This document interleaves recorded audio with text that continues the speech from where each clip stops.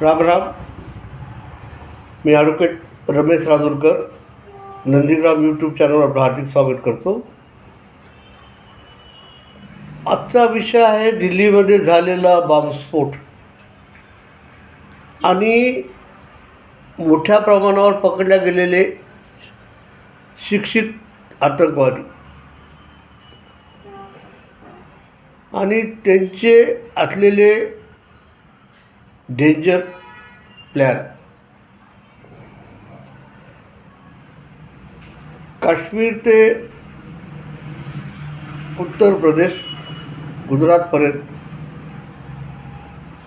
मोठ्या प्रमाणावर आतंकवादी पकडल्या गेलेले आहेत.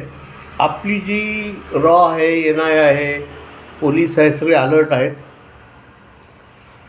आणि यामध्ये सगळ्यात डेंजर असली जी बाब आहे की अमोनिया फॉस्फरस याच्यापासून जे ते केमिकल तयार करणार होते डेंजर, जे सगळ्यात डेंजर आहे ते की जे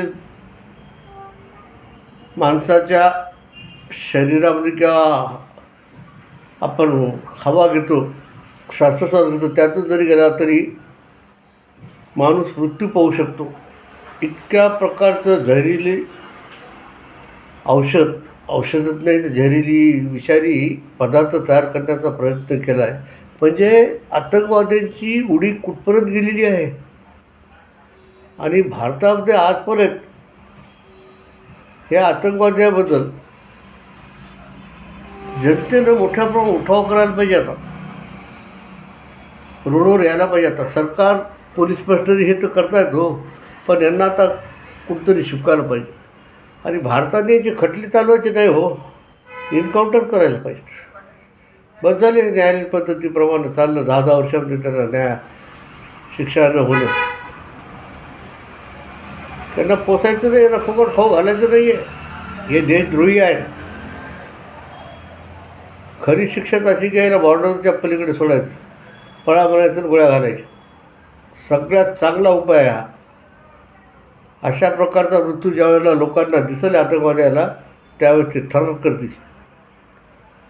आणि असा कोणता तरी खतरनाक मृत्यू झाला पाहिजे याचा. म्हणजे यांच्यासोबत यांच्यापुढे होणारे जे आतंकवादी आहेत त्यांचीसुद्धा अशी थरकाप झाली पाहिजे की नको हे आता. त्या पाकिस्तान देशाबद्दल बोलायला सुद्धा लाज वाटते हो. इथलचे जे राजकारणी आहेत किंवा मिलिटरी आहे, यांना फक्त स्वतःचं पडलेलं आहे. यांना देशाचं काही देणं घेणं नाही. जिथून पैसे मिळतील ते पैसे घ्यायचे आणि वेळ पडली तर देश सोडून पळून जायचं.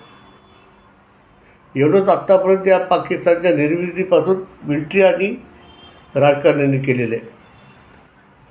या 70-75 वर्षात किती वेळा मार्शल लॉ आलेला आहे. आणि हे सगळं करण्यामध्ये हा जो मुनीर आहे, याला पाकिस्तानची सत्ता हातात घ्यायची आहे.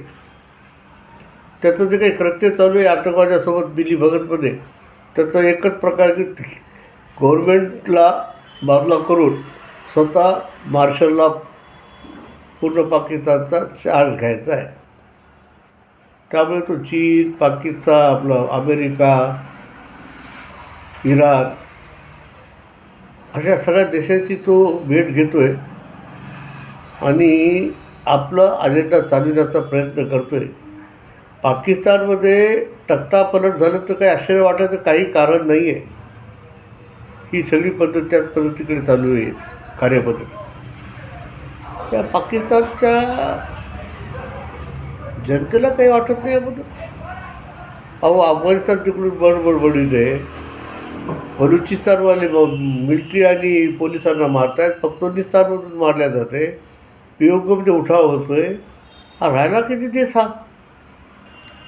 आणि मध्ये तर महागाईने एवढं पोखरलेलं आहे की नाही, आजपर्यंत जगामध्ये असं राष्ट्र नसेल की ज्याने भीक मागून पैसे जमा केलेले. निव्वळ भीकेवर जाते पूर्ण पाकिस्तान. तिथलच्या जनतेचे तर हाल केले तो यांनी. ज्या दिवशी तिथलची रस्त्यावर उतरेल त्या दिवशी फार मोठ्या प्रमाणात नरसंहार होईल त्या पाकिस्तानमध्ये, न भूतो न भविष्यत.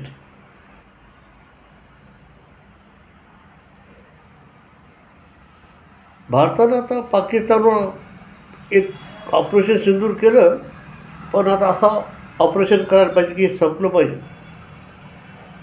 याचं नामोनिशाण जगाच्या नकाशावर मिटलं पाहिजे पाकिस्तानचं. जगामध्ये आतंकवाद एकाच समाजाचा पाकिस्तानमधूनच आलेला आहे. याची निर्मिती तेव्हापासून झालेली आहे. आणि यानं कोण्या देशात आग लावली नाही असा एकही देश नाही आहे. जगातल्या देशांनी सुद्धा याबाबतीत विचार करायला पाहिजे.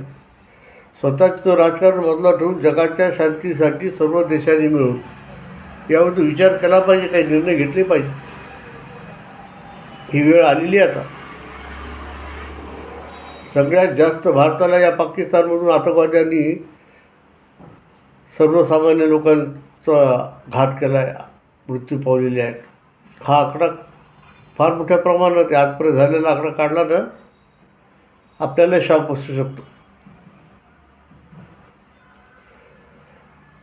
लवकरच असं वाटतंय वातावरण की भारत पाकिस्तानवर अटॅक करील आणि त्याला चांगलं जेरीस आणेल. यासाठी काही दिवसांची आपल्याला वाट पाहावी लागेल. कारण भारत करतोच, ते पण फार विचारपूर्वक पावलं उचलतो आहे. आणि हे नक्कीच होईल. भारत पाकिस्तान युद्ध नक्की होईल काही दिवसामध्ये, याची 100% खात्री आहे. मी माझं मत आपल्यासमोर मांडले. आपलं मत माझ्या कॉमेंट बॉक्समध्ये द्या. माझ्या चॅनलला सबस्क्राईब करा, लाईक करा आणि शेअर करा. जय श्रीराम.